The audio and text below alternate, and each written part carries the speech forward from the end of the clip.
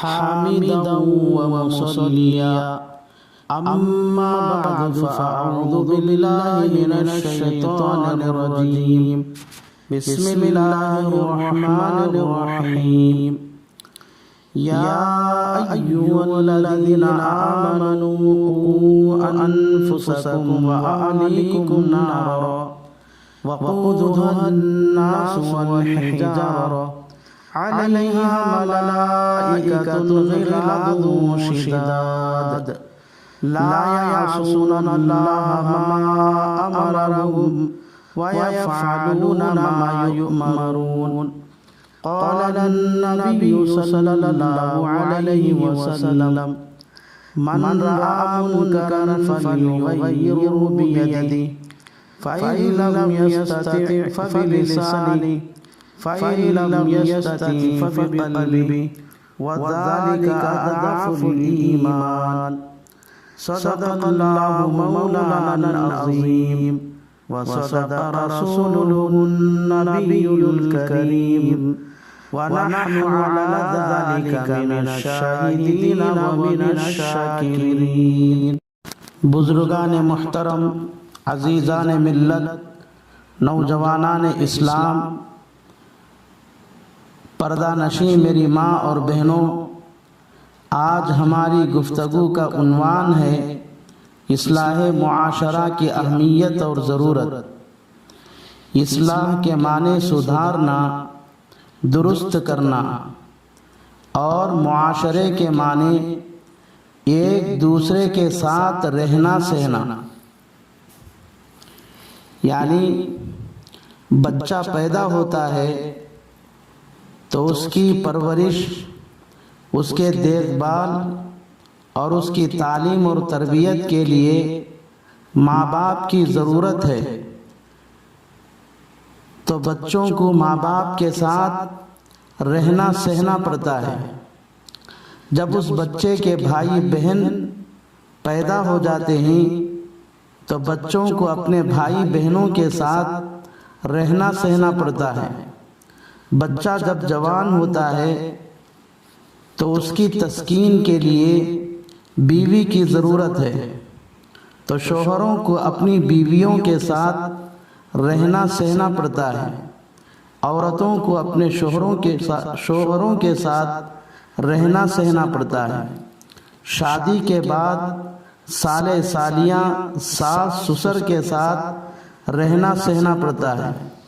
اور جب آدمی اپنا گھر بساتا ہے تو اس کو پڑوسیوں کے ساتھ رہنا سہنا پڑتا ہے. اسی طرح جب تعلیم حاصل کرتا ہے یا ہنر سیکھتا ہے تو اس کو اپنے ساتھیوں کے ساتھ واسطہ پڑتا ہے، ان کے ساتھ رہنا سہنا پڑتا ہے.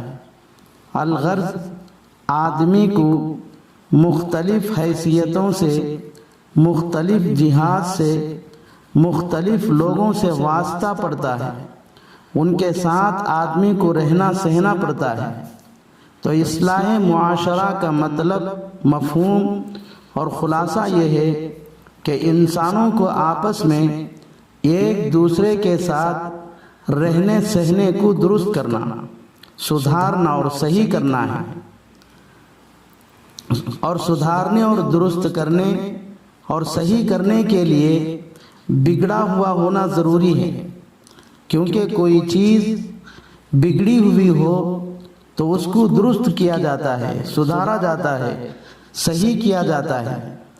اس لیے اصلاح معاشرہ کے لیے فساد معاشرہ ضروری ہے. یعنی معاشرے میں فساد ہو تو اس کو سدھارا جاتا ہے. معاشرہ بگڑا ہوا ہو تو اس کو درست اور صحیح کیا جا سکتا ہے. اگر معاشرے میں فساد ہی نہ ہو، بگاڑ ہی نہ ہو، بلکہ معاشرہ پہلے ہی سے بالکل درست اور صحیح ہو تو پھر اس کو درست کیسے کیا جائے گا؟ معلوم ہوا کہ اصلاح معاشرہ کے لیے فساد معاشرہ ضروری ہے. اب سوال یہ ہے کہ کیا ہمارے معاشرے اور ماحول میں فساد اور بگاڑ ہے؟ اس کا جواب یہ ہے کہ ہاں، ہمارے ماحول اور معاشرے میں فساد اور بگاڑ آ چکا ہے، کیونکہ شریعت نے انسانوں کے ذمے ایک دوسرے کے کچھ حقوق اور کچھ احکام لازم کیے ہیں۔ مثال کے طور پر شوہر کے ساتھ رہنے سہنے کے لیے بیوی پر کچھ حقوق اور احکام متعین کیے، اسی طرح بیوی کے ساتھ رہنے سہنے کے لیے شوہر پر کچھ حقوق اور احکام لازم کیے، ماں باپ پر اولاد کے اور اولاد پر ماں باپ کے حقوق متعین کیے۔ اسی طرح رشتہ داروں اور پڑوسیوں کے بھی حقوق متعین کیے گئے ہیں۔ اسی طرح لین دین، شادی بیاہ کے احکام متعین کیے گئے ہیں، لیکن ماحول اور معاشرے میں نہ شوہر بیوی کے حقوق ادا کرتا ہے اور نہ ہی بیوی شوہر کے حقوق کی پاس لحاظ کرتی ہے، نہ ہی ماں باپ اولاد کے سلسلے میں اپنی ذمہ داری پوری کرتے ہیں اور نہ ہی اولاد اپنے ماں باپ کی قدر کرتی ہے، نہ ہی رشتہ داروں کے ساتھ صلہ رحمی کی جاتی ہے اور نہ ہی پڑوسیوں کے ساتھ حسن سلوک کا معاملہ کیا جاتا ہے، اور یہ سب فساد معاشرہ ہے۔ اس لیے اصلاح معاشرے کی سخت ضرورت ہے۔ چنانچہ رسول اللہ صلی اللہ علیہ وسلم نے بھی ماحول اور معاشرے میں پھیلے ہوئے بگاڑ اور فساد کی اصلاح کرنے کی مختلف موقعوں میں مختلف طریقے سے ترغیب اور تاکید فرمائی ہے۔ چنانچہ احیاء العلوم میں ایک حدیث ہے، اس کا مفہوم اور خلاصہ یہ ہے کہ ایک موقع پر رسول اللہ صلی اللہ علیہ وسلم نے فرمایا، میرے نائبوں پر خدا کی رحمت ہو۔ صحابہ اکرام رضوان اللہ تعالی علیہم اجمعین نے عرض کیا، یا رسول اللہ، آپ کے نائب کون لوگ ہیں؟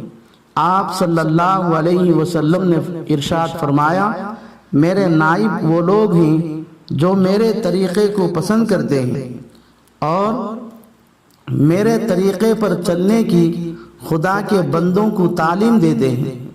ایک اور روایت میں ہے، فرمایا رسول خدا صلی اللہ علیہ وسلم نے، مرو بالمعروف ونہوا عن المنکر، لوگوں کو اچھائیوں کا حکم کرتے رہو اور برائیوں سے روکتے رہو۔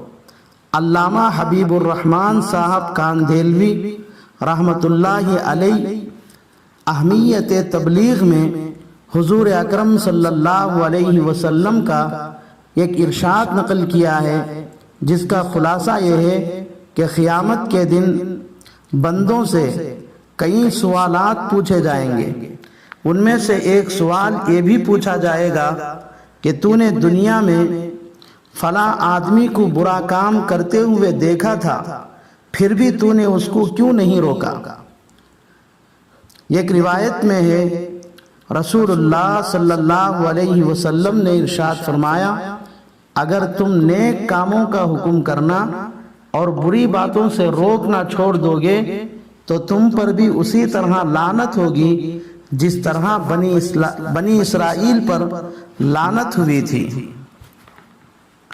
میرے عزیزوں اور بزرگوں، اس حدیث سے صاف معلوم ہوتا ہے کہ ہم نے ماحول اور معاشرے میں پھیلے ہوئے فساد اور بگاڑ کے سدھار کی کوشش نہیں کی تو ہم بھی مستحق لعنت بن جائیں گے۔ اتنا ہی نہیں بلکہ اگر ہم نے اصلاح معاشرے کی فکر نہیں کی اور اس کے لیے کوشش اور صحیح نہیں کی تو پھر ایک نہ ایک دن ہم بھی مجرموں اور نافرمانوں کے ساتھ ہلاک اور برباد ہو جائیں گے۔ چنانچہ بخاری اور ترمذی شریف میں حضرت نعمان بن بشیر رضی اللہ تعالی عنہ کی روایت ہے، رسول اللہ صلی اللہ علیہ وسلم نے خدا کے فرما برداروں اور نافرمانوں کی مثال بیان کرتے ہوئے ارشاد فرمایا، اللہ کے فرما بردار بندوں، اور اللہ کے نافرمان بندوں کی مثال اس قوم کی طرح ہے جو پانی کے جہاز میں سفر کر رہے ہو، اور بعض لوگ جہاز کے اوپر کی منزل میں بیٹھے ہو اور بعض نیچے کی منزل میں، اور جب نیچے والوں کو پانی کی ضرورت ہوتی تو ان کو اوپر کی منزل پر جا کر پانی لانا پڑتا تھا۔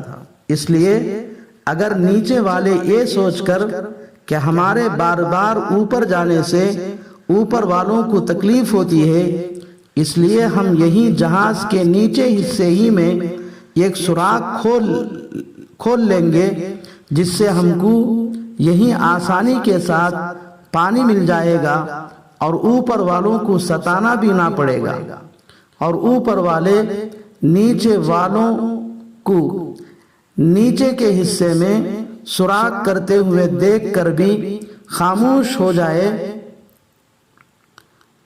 اور ان کو روکنے کی کوشش نہ کرے اور یہ سمجھے کہ وہ جانے ان کا کام، ہم کو ان سے کیا واسطہ، تو وہ جہاز ڈوب جائے گا اور دونوں فریق ہلاک اور برباد ہو جائیں گے۔ اسی طرح کسی کو اللہ کی نافرمانی کرتے ہوئے دیکھ کر بھی خاموش ہو جائے، روکنے کی کوشش نہ کرے، تو دونوں لوگ اللہ کے یہاں پکڑے جائیں گے، ایک نافرمانی کرنے کی وجہ سے، دوسرا اس گنہگار کو اللہ کی نافرمانی سے نہ روکنے کی وجہ سے۔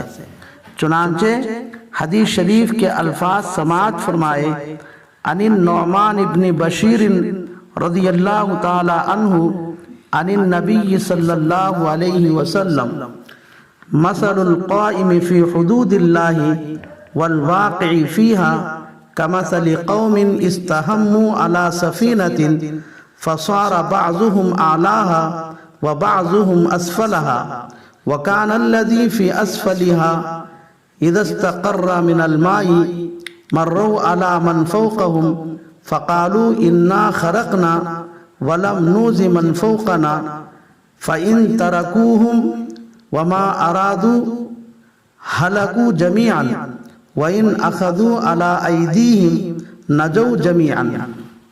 اللہ اللہ اللہ اللہ اللہ